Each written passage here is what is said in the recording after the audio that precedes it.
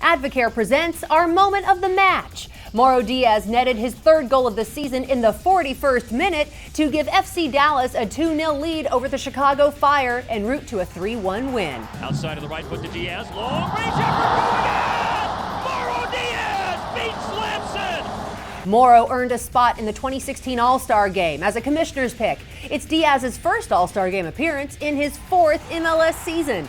Diaz has 3 goals and 9 assists this year. The MLS All-Stars will face Arsenal in San Jose on Thursday, July 28th. To say it's been a good season for the FC Dallas U16s and U18s would be a monumental understatement. That's because they went undefeated and brought home national championships last weekend. Carter Baum has more in this week's FCD Next, brought to you by Chase. The FC Dallas Academy made history over the weekend as both the U18 and U16 teams won their USSDA national championships, becoming the first team to win a second championship in either age group and the first team to win the title at both age groups in the same year. Once in a lifetime opportunity, honestly, and being able to do it with my family, my brothers, it's been amazing.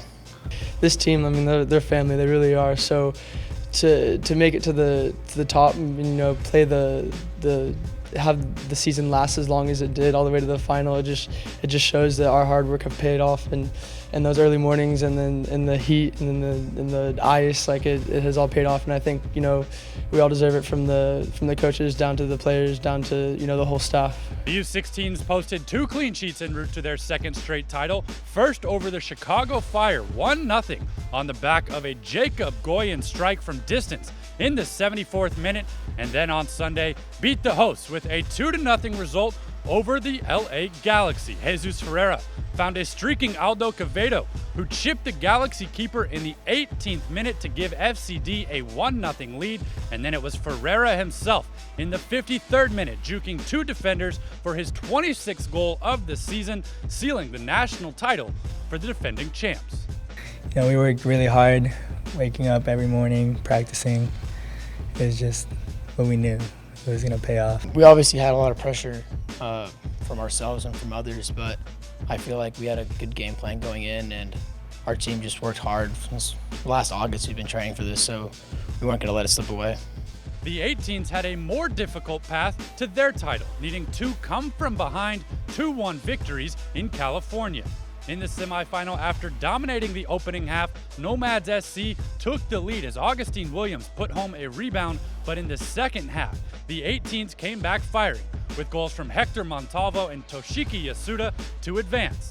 Then in the final, it was the Vancouver Whitecaps U18s on a 34-match unbeaten streak, taking an early lead off a volley in the 10th minute right past Ben Hale, but once again, Dallas would bounce back. In the 81st minute, it was Gustavo Lopez finding Devin Vega to tie the game 1-1 before an extra time winner from substitute Juanito Ramirez to win Dallas its second championship on the night. Everybody had a red dot on our back. Everybody wanted to beat us this year, to beat the defending champions. So that was our goal. Go back, make it happen, and it just shows the determination that the team had. It just shows that, you know, FC Dallas, whatever we're doing it right. And so I think that, you know, this is a top place for players to develop. And I think the way we have it structured between the pro team and the pro staff down to the academy, that we have that interlocked in the correct way. And so that way we can develop our players the best. And it shows because, you know, we win championships and we win games. So what we're doing is right.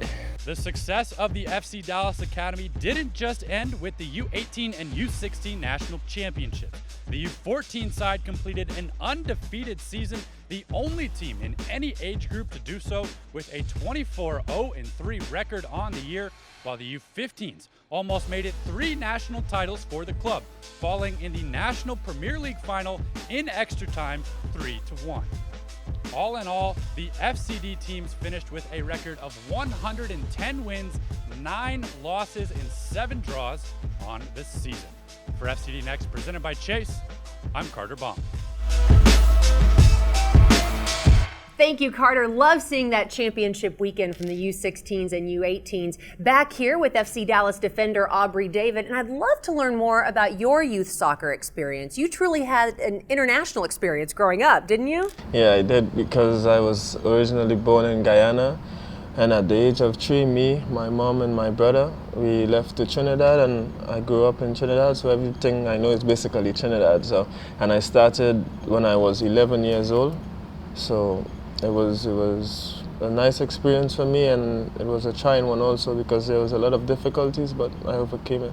As you've come here to the States and you've seen how robust the academy program is here for FC Dallas, what is it like for Trinidad and Tobago in another country? What is that youth soccer experience like? I must say, it's not as professional as it is here, but it's good also. There's a lot of good academies, there's a lot of good clubs that bring up a lot of good players, so it's a learning experience for these youngsters, but the only thing needs to develop is their professionalism. Alrighty, still going strong here on FC Dallas Extra Time, brought to you by Toyota. Wondering what it took to revive soccer in North America? Dan Hunt shares with us his father's vision to help make the sport thrive in the U.S. And see how the FC Dallas Special Olympics squad continues its winning ways. Those stories and much more when we come back on FC Dallas Extra Time, brought to you by Toyota.